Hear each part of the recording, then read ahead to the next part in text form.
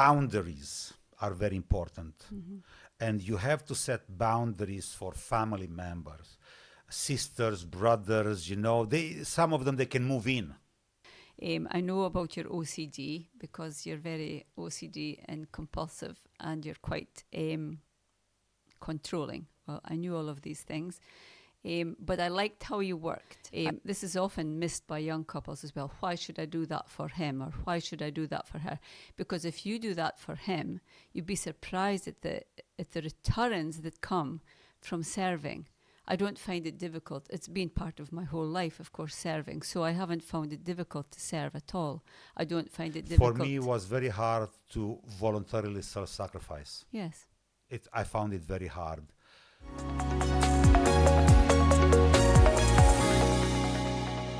I'm sitting down with my beautiful lady, my wife, Wendy, and we are continuing our discussions on marriage issues. So, babe. Hi. Let's dive right into it. What do you have for me today? I was just wondering how important you think it is that young couples have their own place to stay when they get married. Oh, very important. How important it is, or is it okay for them to stay with in-laws? No.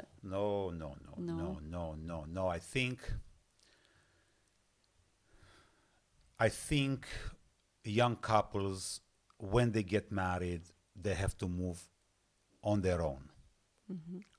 It's important they start on their own without the interference of in-laws, as in mother-in-laws, father-in-laws, or aunties, and everybody will want to tell their opinion on anything, how they should do this, how they should do that.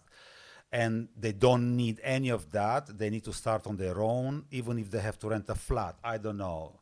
If you can't afford it, just go, you and your wife. It's a man's responsibility, if you ask me. Just take her away and start together by yourselves and form your own culture. Mm-hmm. Form your own culture. Many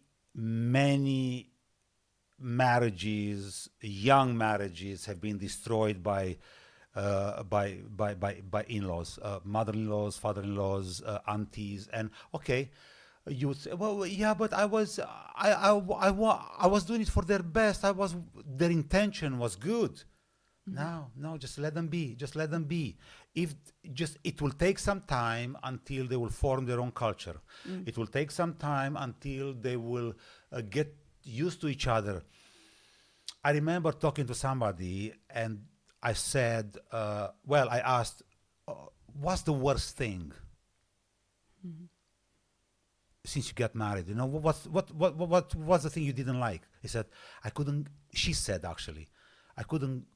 escape anywhere. We were 24/7 together. It was the hardest thing for me to get used to him being there all the time. Waking up in the morning, going to work, coming home, he was there. At night he was there. So we had to learn to spend time together. If there are interferences from the in-laws, whoever they are, however well-intentioned they are, it's not good. We've been blessed. We've been blessed with two very good mother-in-laws. We've been blessed, but I took you away. But neither of our mothers have ever interfered with anything. No, my mom was good. My mom doesn't interfere. Your mom doesn't interfere. Boundaries are very important. Mm-hmm. And you have to set boundaries for family members, sisters, brothers, some of them, they can move in. Now it's, yeah, but I'm your sister. Yeah, but I'm your brother.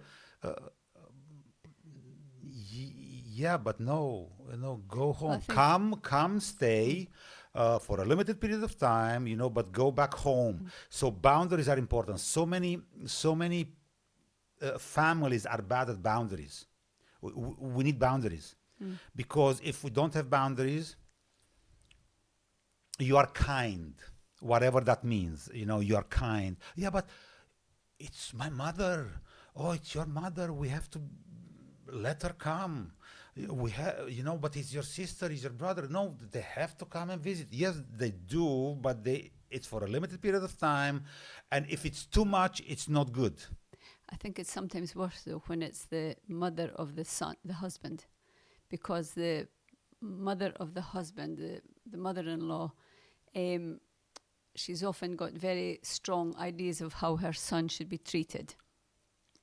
Yeah, And but let me tell you something. She really It's wants, hard for her to let the baby go. That's true. Yes, that's true. Let the guy go, for goodness sake. Let the guy go and grow up. But he always says, my mum's soup tasted better than your soup, or my mum's food's better, and that's quite destroying for a young girl who's trying to Very, find her very, feet. very much so, and it's destroying for him. Mm-hmm. I don't know.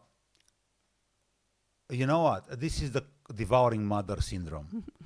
It's the mother who is so compassionate that won't let her baby go, will kill the baby by not allowing him to grow up, go to connect himself to his new wife and become a man, for goodness sake. A mom like that, the boy should have the strength to push her away if the mother doesn't have the strength or the wisdom to let him go.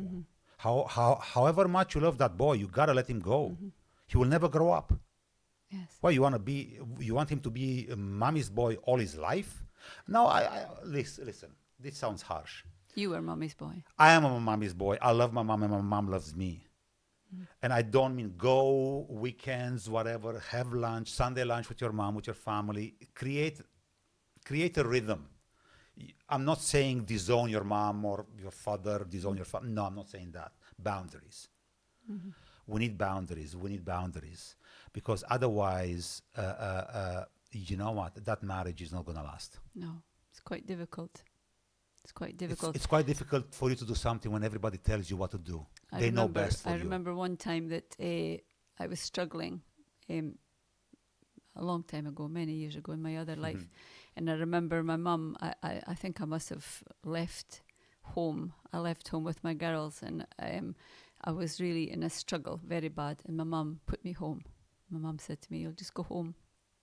And the wisdom of that, I don't know how easy that would be for a mother to say, "Just go home," and because you'll have to fix it. Yeah, but that was tough love. That was hard. It's very hard. Yes. Oh yeah. I went home, but it was very hard. And but it's not easy, especially in a young couple who are struggling to find their feet. But it's very important because they have to make their own decisions. They have to make their own mistakes, and they have to discuss it together. It's very bad. I think it's a very dangerous thing when they discuss each other with their parents. That's something I find is often very dangerous, because then the husband will discuss things with his mom, and the mother never forgets. That was my mom's advice. Always remember that whatever you discuss with someone outside of your marriage, when things are past and you're happy again, and that problem is moved on, you're happy, and then all the time, the people that you've spoken to are looking through the lens of what you told them, and that's very bad, because people don't forget.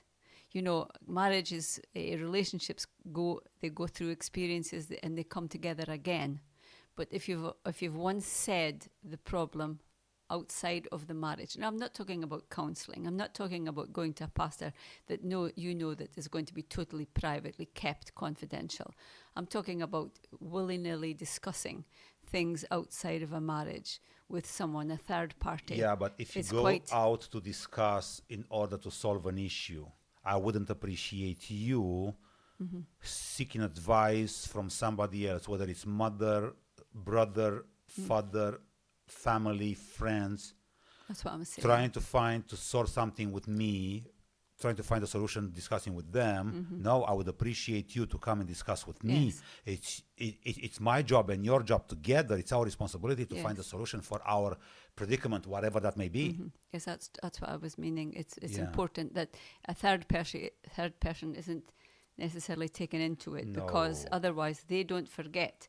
And then they'll say, funny, you told me last week or last month or last now you year, changed. and now you've changed, and that's not a good experience. But you see, if you and me together as a couple go for advice, That's different. now that's different. Yes, that's different. But me seeking advice to a third party without you, how am I going to sort this issue with my wife?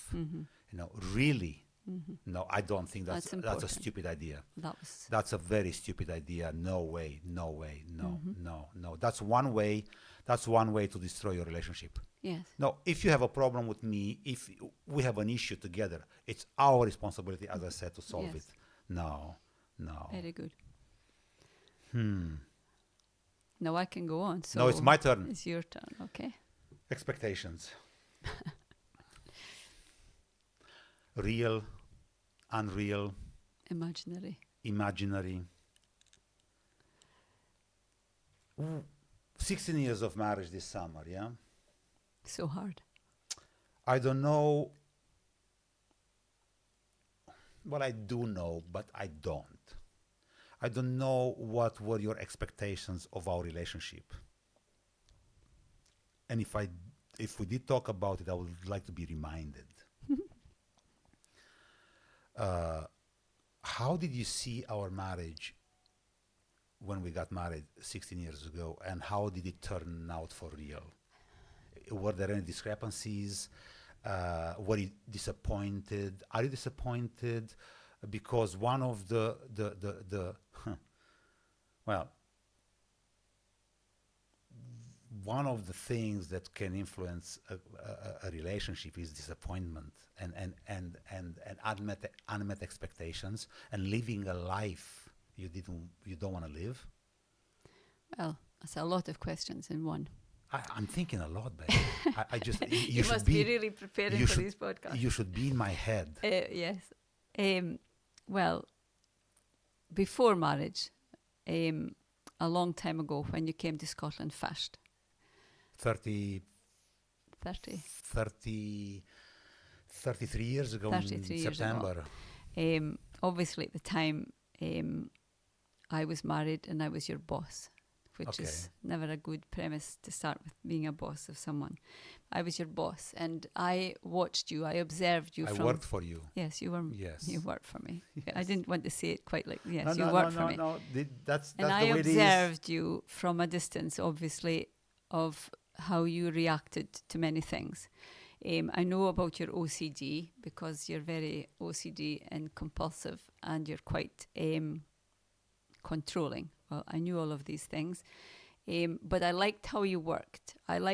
We had in our Bible school in Scotland at the time, there was an opportunity for every student. You came as a student to the Bible school. Yes.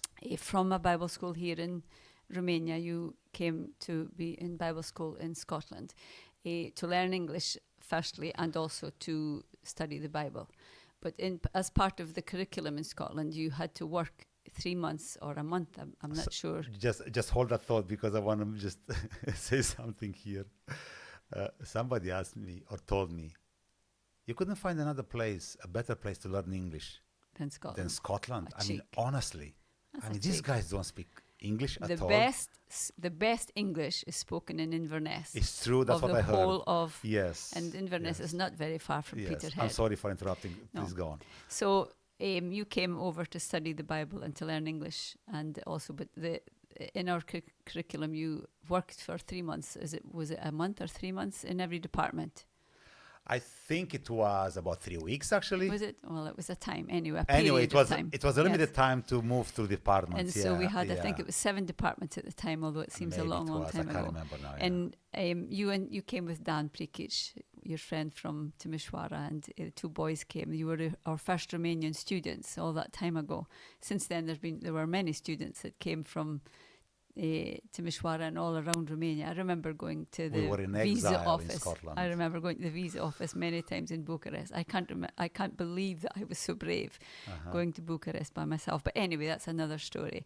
And you came, and I watched you through many conditions that you went through, being away from home, homesickness. You'd never been away from home. You'd never been abroad before.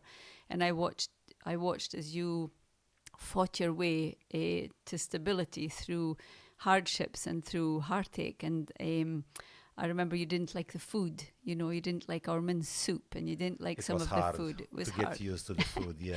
And I watched you as you navigated yourself. I liked how you reacted. So I think I lost about a you lost a stone lot, yes. in And about 6 months. Yes. Yeah.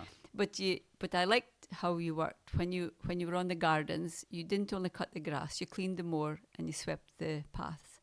And then when you were in the office was spotless, and you always made sure the buckets were emptied, which is something I really liked. When you worked in the barn, everything was clean. You made a really good job. And because of your OCD, because of your controlling character, you always had everything perfect. Well, I like that. I like that. I like to So see you knew things what you were getting into.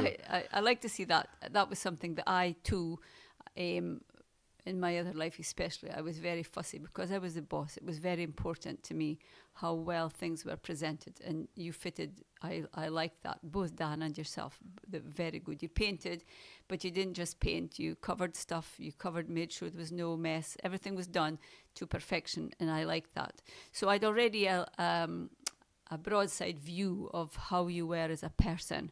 I watched you come through. You got to see the negative side of that in our marriage. No. A controlling person and OCD. I knew about that before. You were very kind. I knew about that before. I watched you come through heartache. I watched experiences that you walked through with heartache. I loved the fact that even in the heartache, you didn't discuss or speak about the people who were hurting you. And I liked that. I realized that if someone told you something, it would die with you because you didn't pass on any information. If I asked you what was happening, you didn't reply, you didn't gossip, you didn't clipe. You were very, not secretive, but you were very careful and confidential. If people came to you, I remember one time that there was a situation arose, and it was a very difficult situation with someone who really liked you. And this girl really, really loved you. And I remember you going to her directly and saying, listen, I think you're wonderful and you're a brilliant girl, and I really appreciate the fact that you like me. But I'm following God at the moment. Well, I liked that. You didn't diss her. You didn't just you didn't hurt her. Well, you probably hurt her terribly, but you didn't. Well, every time you reject somebody, you hurt them. Yes. So however you put it, rejection is not nice. It's not good. Men don't take it very well.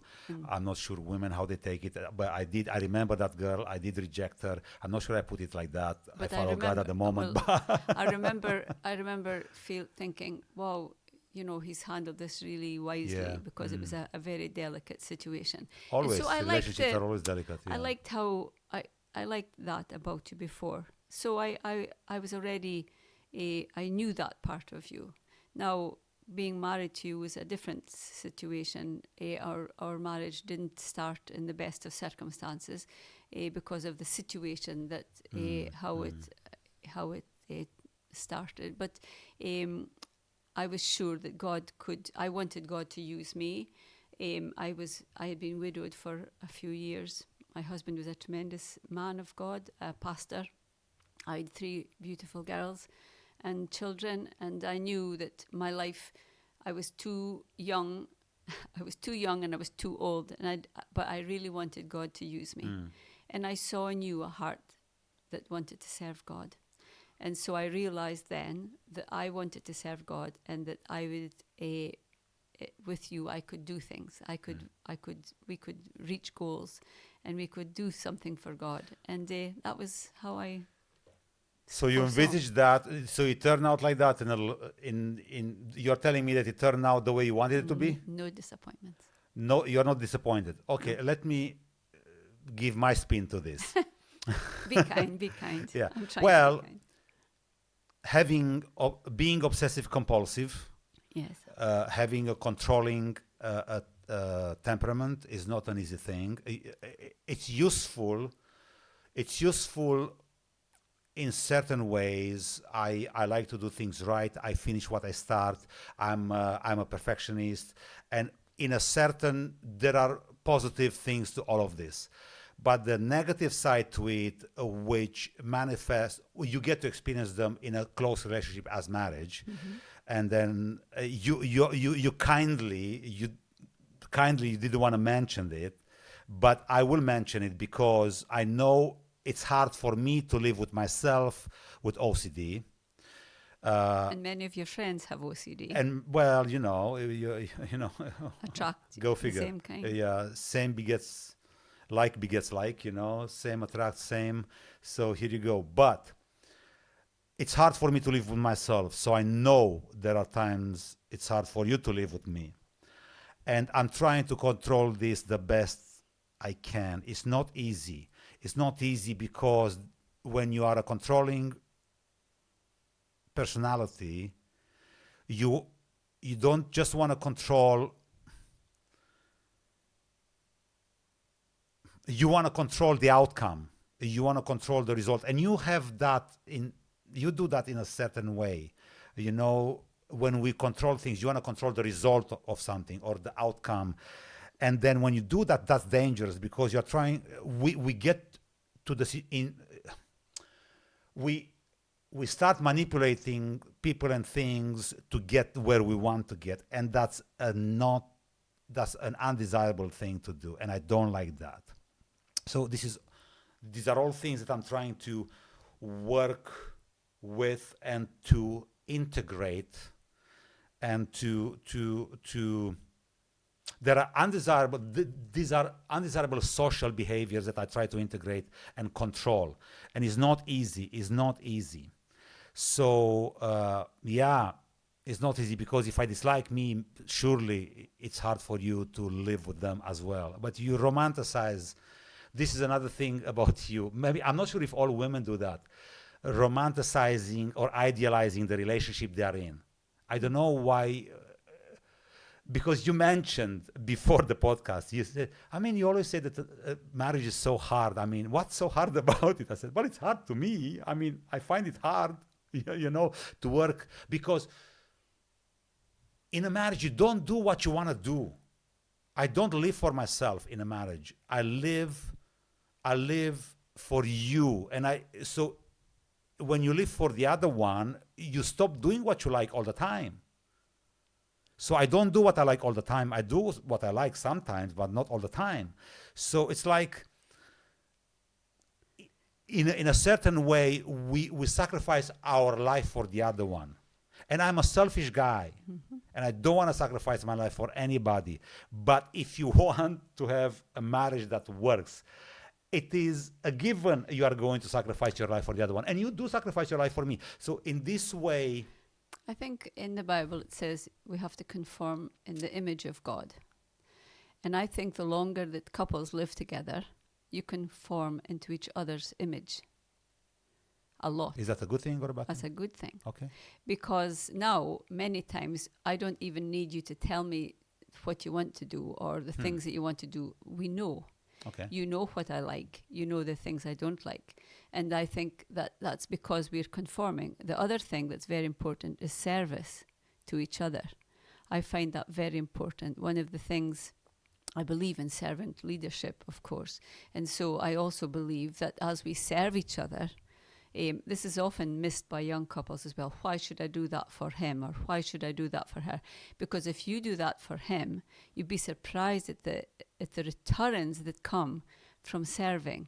I don't find it difficult. It's been part of my whole life, of course, serving. So I haven't found it difficult to serve at all. I don't find it difficult. For me, it was very hard to voluntarily self-sacrifice. Yes. I found it very hard. Well, I lived a long time on my own. I did everything I wanted to do. I pleased myself. And whenever you enter into a relationship with somebody else, you have to stop pleasing yourself and start pleasing somebody else, or work to love another person, or to take care of another person. One of the reasons I believe in being married young, because I believe that you have to form that before you become so selfish that you can't share anything with anybody. You have to marry young enough so that you can mold each other into how you want life to be. That's why it's very hard for boys and girls to get married when they I would say, get over 35, 40 years old, it's very hard to get out of your, y- y- Well, you become the- self-sufficient. yeah, but out of your ways, to make room for somebody else in your life. You can't be bothered anymore. No. Well, this is some of the things that I believe that we learn from each other. Now, am I always happy to be here away from my family? No. Am I happy when I have to leave home? No. But do I feel that I'm doing what God has called me to do? Yes.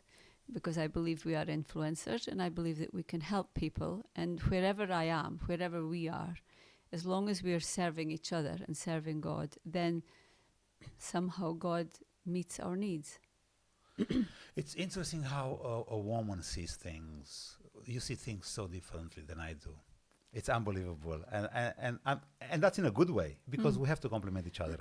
So if you would ask me, did our marriage turn out the way I've expected to? I say no. Now, don't look like that.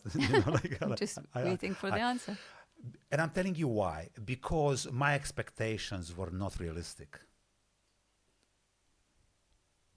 And that could lead to disappointment, but I'm not disappointed because I've learned and I've adapted. Because when I married, I thought, I'm going to lead this marriage wherever I want it to go, and I'm going to do exactly what I think it should be, or it should become. I never thought in terms of marriage is a partnership. I never thought, oh, you know what, if you want to do something, discuss with your wife, and then together you come to some kind of a conclusion or resolve, yeah. So I thought it's my responsibility to lead, I will lead, but in terms of whatever I say is going to go. And to my amazement, why, it's not like that? No, it's not like that. I've learned that marriage is a partnership. I've learned that the best way to move forward is to talk with your spouse, to talk with your wife, and together to decide what you want to do, where you want to go. Sometimes Compromise. Negotiation. Or negotiate. I've learned the art of negotiation. I can't remember where I read it. Or somebody said, marriage is all about negotiation. Mm-hmm. So we've done this I would say, very successfully. Mm-hmm. We negotiate everything, and we talk about everything. Happiness is there room for pursuit of happiness within a marriage? The American dream. It's elusive. Yeah, happiness is a feeling. I'm not sure if pursuing happiness is a goal in itself. Sometimes I'm happy, sometimes I'm not. Mm-hmm. And I cannot allow feelings to lead me in life or in marriage. Principles will lead me. Concepts will guide me. Values that we share will lead us, yeah? Not feelings. Feelings, man, I'm telling you, if I go by feelings, that's not a good idea. So I had unrealistic expectations, but I'm happy because I've grown as a man. Mm-hmm. I've grown as a man. Oh my goodness. I'm happy I'm married, honestly. I'm happy you're happy. No, I'm serious. I'm happy I'm married. I'm happy I married you. I'm happy I'm not a 54-year-old man-child, Still seeking. Still on the market. On a market looking somebody to hook up in the weekend, doing a pub crawl or a club crawl. Just a second. Going on a club crawl, trying to hook up for some kind of an intimacy in the weekend. I'm glad I'm a grown-up man, assumed responsibility of another one, assumed responsibility of a relationship, emotionally I grew up. You always grow up when you don't do whatever you want to. And whenever you take somebody else, Hardships make you grow. hardships, suffering, and that's what I mean when marriage is hard, because it makes you, it helps you grow, develop. And I think that's amazing. Yeah, I don't want to be a 55-year-old teenager. Do you think there's only one person for one person? No, I think we can make a good home with quite a few people. It's a choice. I mean, no, I don't believe in what do you call it, soulmates or Well, soulmates. yeah, are good. like you are my other half. Well, it's always fine if you find your other half. That's good. Yeah, but I don't believe in that. But I don't think there's only one. I think that you can, if you No, adjust just a yourself. second. Just a second. Let me explain that. Why I don't Okay. believe that. Just a second. I don't believe we're halves, and by some miracle coming together, we become one. No, because God does not create halves. God creates whole persons, whole individuals. You are whole. I am whole. The miracle that God does when the two shall become one is that two entities, two individuals, whole individuals come together and become one. And that involves a lot of smashing, a lot of breaking, Crushing. a lot of crushing. I mean, how can you make two apples one? I mean, think about it. Two apples make one. Just think about the smashing, the crushing, the breaking, the juices flowing all over the place, you know, the disorder, the chaos, yeah? So in order to create a new order, chaos has to happen. That's why at the beginning of marriage, let them be themselves. Let them move into their flat. Let them have their own chaos before it will evolve into a new order, which will be them, their own culture, their own family. You know, so that's why. No, I don't believe no halves, and I don't believe in soulmates. I believe we can be more compatible with some people than others. I believe, but every relationship requires work. So I believe that there are quite a few people out there that we can build a life with.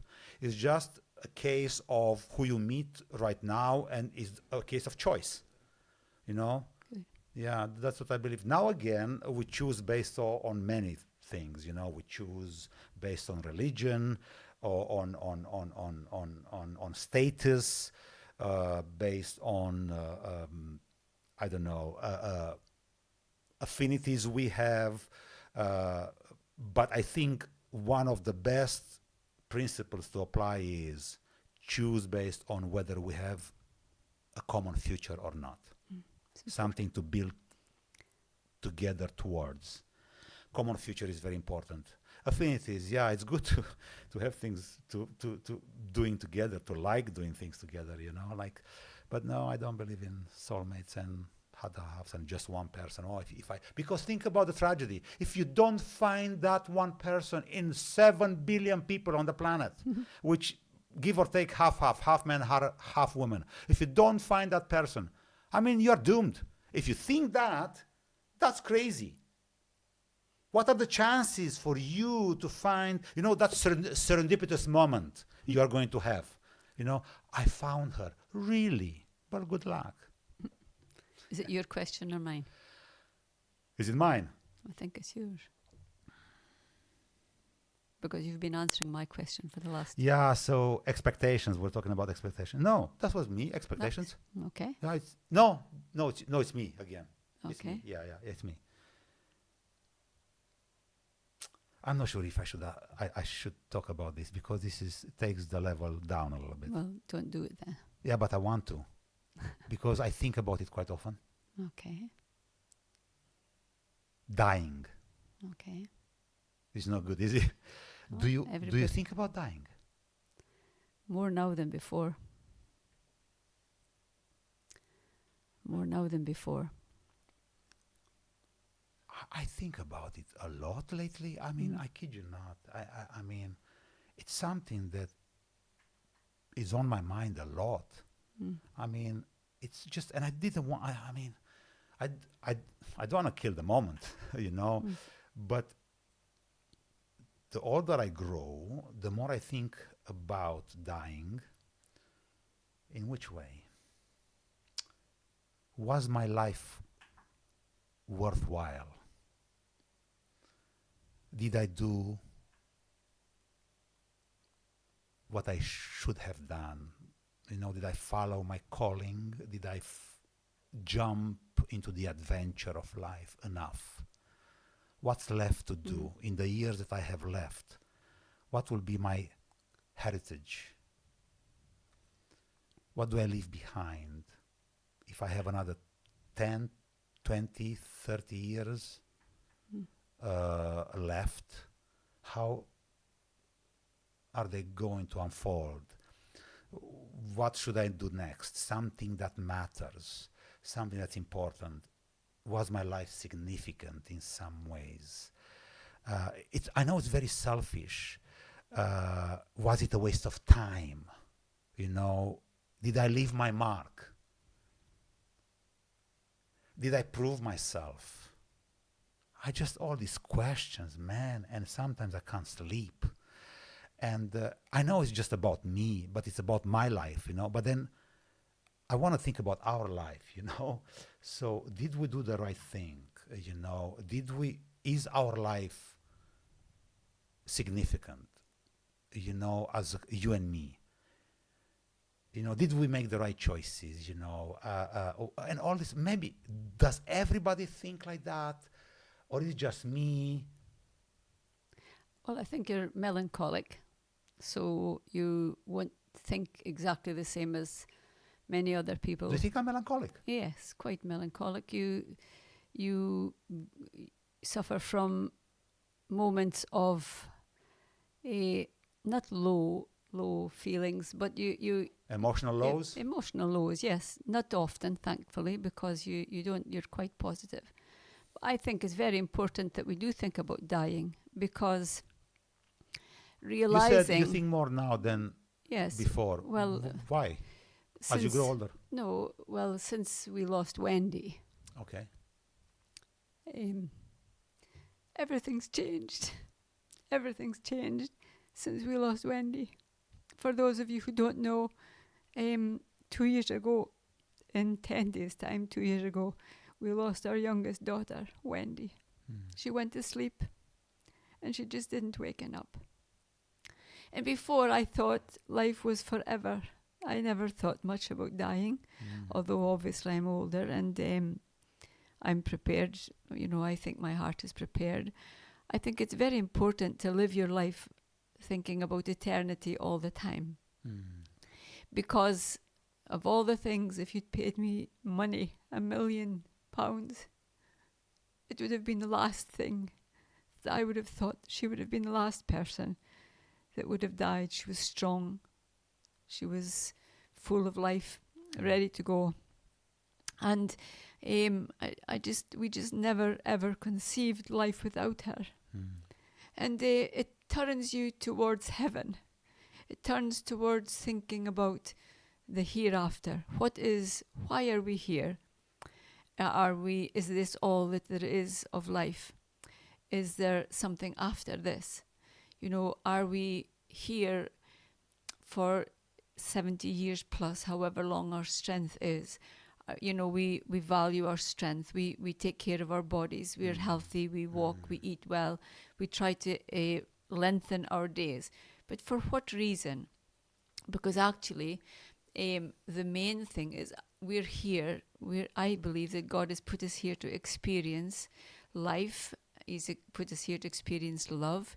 He's put us here to experience marriage and having children, growing children, going through the experiences of having babies, putting them to school, going to university. And it's such a normal cycle that we are shocked when somebody dies because we think that this is it forever. But if we look, you know, my mom often says to me, you know, the miracle would be if I didn't die. The reality is that we're all going to die. Now, when that time is depends on when God decides when God chooses, by illness, by accident, by appointment. God knows best. He can deliver us from experiences that we're going through by removing us from these experiences. I believe that when we pray for healing, we have to take into account that true healing and full healing is in the presence of God, free, even if we are crippled in a wheelchair. I believe that we can have true healing, and the full healing will come when we get to heaven and we are free from pain. Some people will never be healed on this earth, and I can't understand that with my infinite mind, my human mentality. I can't understand that with my finite mind, not my infinite mind. And I can't understand why good things, bad things happen to good people. I can't understand. I can't understand why people lose young people before their, what I would consider before their time. But the only advice that I would give to anybody that's living with the fear of dying is live today as if this is the last. Wendy taught us a lot as a family. Wendy believed in doing everything 100%, at 100 miles an hour. She went on every holiday available. Whether she had money or no money, she went on holiday. I would say, leave the girls with me. She had 4 girls, as we know. Leave the girls with me. No, Mum, I'm taking my girls with me. I'll never leave my girls. And everything she did was at a fantastic speed, out with normal proportion.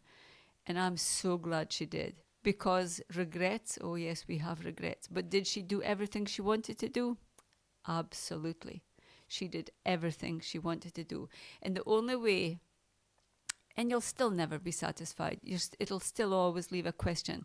Fear of death. My mum is 96 this year, and she says that she has no fear of death as such, but she's not sure of what that means. She's not sure of when she closes her eyes one time and she wakens up and she's in a different place. Unbelievable, isn't it? And what we have to do is, we don't really talk about heaven. We don't know much about heaven. We don't study. We don't talk much about death either. No, because we're afraid to talk about death. People think it's morbid. Making your will. The best time to make your will is when you're healthy and well, so that it doesn't come to, at the end, nobody wants to speak about death. My mum was clear about what she was doing with anything that she was going to leave a long time ago. She had her will and testament made up. And we have to do that when we're healthy, because who knows what the end brings. We don't know. She that she had an accident when she was 89 and broke 11 ribs. She tells that experience. She didn't know anything about God in that experience. She was living in a twilight zone. She was morphined up out of her eyeballs, and she couldn't even think about God. She said, if you'd asked me, are you saved or are you a Christian? I don't know. She said, I didn't even have, all I wanted to do was live. And so we have to don't allow ourselves to have deathbed experiences. We have to now live as if this is our last day. We have to live but as that's if... a very intense life to live, though. This is living it intensely. I mean, to live, it can be quite... It's an intentional life as well. It's true, but can be a lot of pressure as well. Life is a pressure. It is. Life is a pressure. It is, yes. Life is a pressure. And I try my own self. All I can do is speak for me.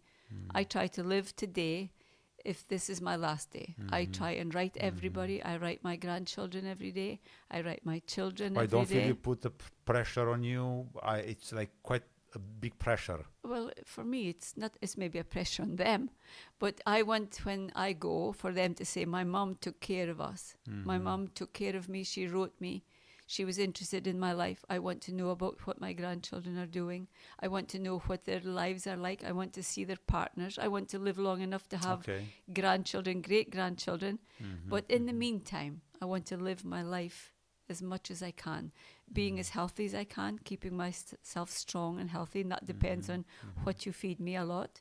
And no, not a lot that you feed me, what you feed me much of the time, I should say, apart from the chocolate I managed to sneak. But no, living life, preparing for death is not a bad thing, because for sure, all of us are going to die. I'm not afraid of death. I remember somebody. I watched a podcast with Jordan Peterson, and I think it was Pints with Aquinas, Matt Fradd, I think, and he asked Jordan Peterson if he's afraid of death, and he says, "I'm not afraid of death. I'm afraid of the process of dying, because he said there are a lot worse things than death." Yes. So I think there is the biggest pressure that I feel on me as I grow older, and it's only after I turn 50, is that we are dying. We are running out of time. We are dying. It's an existential situation. It's and that's, we are dying, and that's, for some reason, I don't know why, more than before. In my 40s, I never thought about it. Well, I did, but it didn't impress me much. So I don't know whether now you can see the end closer than 10, 15 years ago. Yeah, maybe that. It is a stark reality. Yeah, it is a stark reality. And when you realize that you're dying, then I think the pressure, it's unbelievable sometimes. Well, I think you have to come to peace with that. Yes. You have to come to peace with that. Agree, okay. Yeah. However long I have, I'm going to live until I die.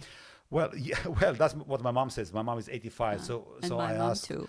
Well, so that's what they Going say. to live How until I are you die. doing? Yeah. Well, I'm living. Well, I'm gonna live until I Going die. to live until I die. I'll tell you a funny story. My dad, my dad was troubled with the diabetes and he had a bad heart and everything. But my dad liked to use his credit card, and they always used his credit card. And so, of course, when he died unexpectedly, a shock for us all. He died, and we discovered, to my mum's horror, that he left his credit card full, and my mum had to pay his credit card. And here he was, and we always imagined him up in heaven, sitting thinking, "I got the last laugh." Because here I am dying, I'm dead, and my wife And your is mom, paying the credit his card. bill, huh? So, I'll be checking on your credit cards to Oh, make sure man. you don't leave any That's any amazing. outstated debt. That's amazing. Debt. That's Yes. amazing. Yeah, that's amazing. We have to prepare for death. We have to be assured that it's going to come. It's not really. It would be a miracle if we lived. The miracle would not be that we die. The miracle would be that we live. By the time, my mom even now says, I think that. sometimes I like that. The miracle will be that we live. my mom said to me just recently, she said to me, "I think maybe we can live too long.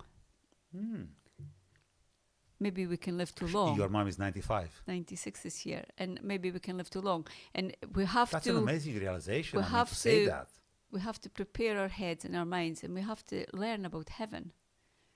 I've learned much more about heaven since Wendy passed, because heaven was just somewhere. But now, I have a husband there, my father is there, my brother is You there, start my having daughter close is family there, yeah. close family there. Yeah, And yeah. I have to realize that I think God, when he was thinking about life, he said, "What can we do?" Well, what we'll do is we'll just take humans and we'll dip them in for a 70-year span. We'll give them an opportunity to learn heart and life and love and laughter. Dip them in, and then we'll just pick them back out for the real life to begin. And what we have to realize, this is not the real life. The real life has still to begin. I know at an intellectual level, I know that. I know we believe that. Christians believe that, but it's very hard to compute. Of course. It's because we are talking about stuff we didn't experience. Yes, but see, So what? So when your dad is in heaven, well, your dad died 30 years ago. 35 years ago, yeah. And the reality of heaven will become more real to you when your mom passes, Okay. which is a day we're not looking forward to at all. But when someone close to you that you love passes, and in your adult life with your dad, you were young. I was younger when my dad passed. But when it's someone that's closest to you, then you begin to think, what is this heaven about?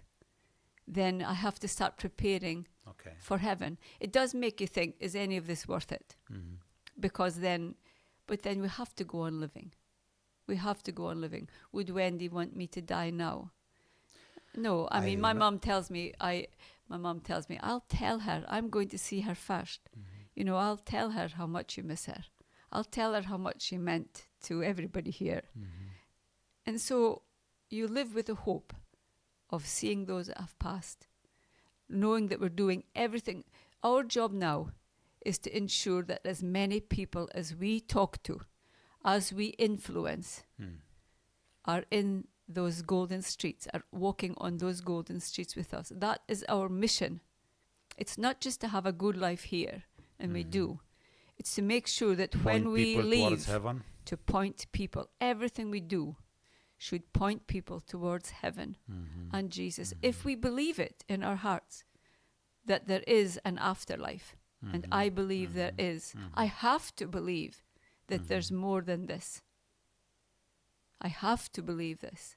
What do you say to people that don't believe that there is an afterlife, Well, and don't believe in heaven or hell or salvation of the soul or Jesus Christ, the Son of God? What do you tell people that don't believe that? What do they have a hope? It's difficult to convince someone who doesn't believe really.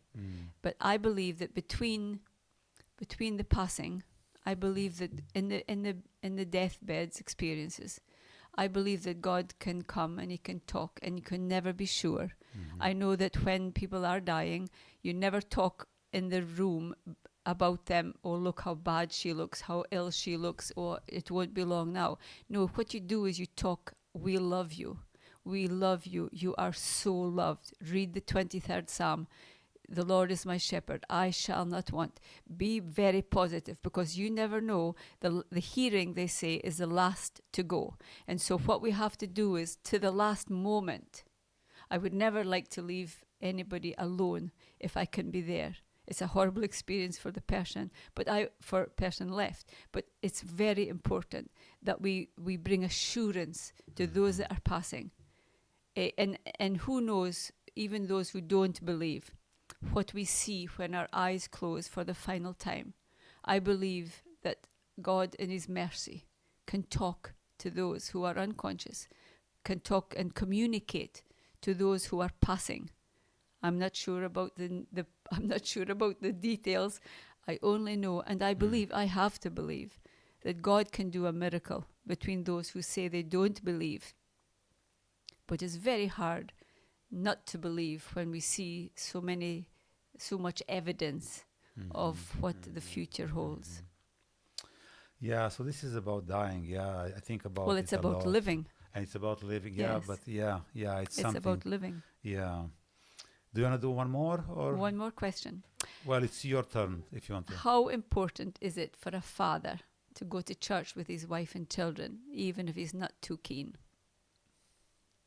Is his presence It's very beneficial? important. It's very important. Yes.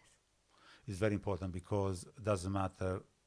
We do so many things we don't like, but it's the example that he gives to the children is very important.